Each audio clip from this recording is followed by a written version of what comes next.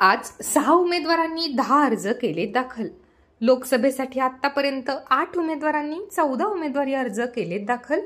बुलढाणा लोकसभेसाठी आज 2 एप्रिलला एकूण 6 उमेदवारांनी 10 उमेदवारी अर्ज दाखल केले आहेत।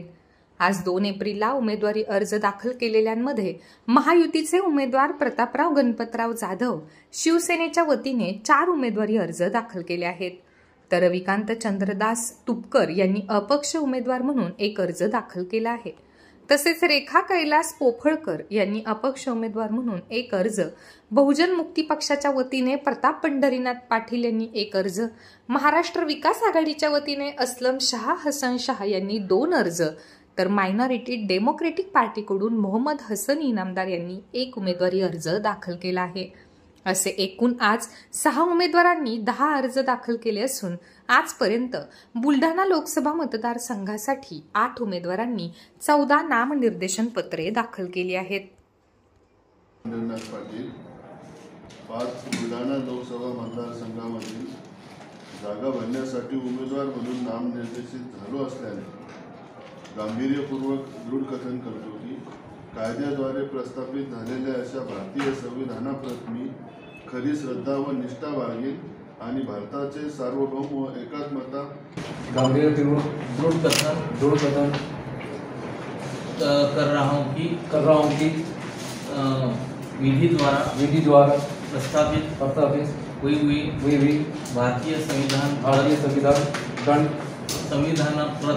संविधानप्रत मैं सच्ची श्रद्धा और निष्ठा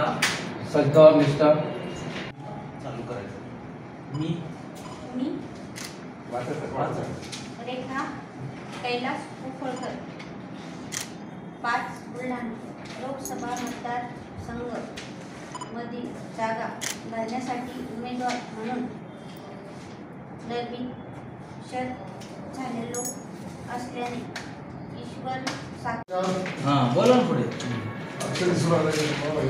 तुम्ही म्हणा सर, तुमच्या मागे म्हणतो 5 बुलढाणा लोकसभा मतदारसंघामधील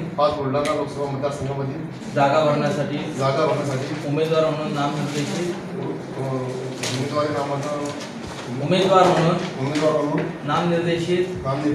झालो असल्याने लोकसभा मतदारसंघामधील जागा भरण्यासाठी उमेदवार म्हणून नामनिर्देशित झालो असल्याने ईश्वर साक्षी शपथ घेतो की गांभीर्यपूर्वक दृढकथन करतो की कायद्याद्वारे प्रस्थापित झालेल्या अशा भारतीय संविधानाप्रती मी खरी श्रद्धा व निष्ठा बाळगेन आणि भारताचे सार्वभौम व एकात्मता मी शिरोधार्य मानेन।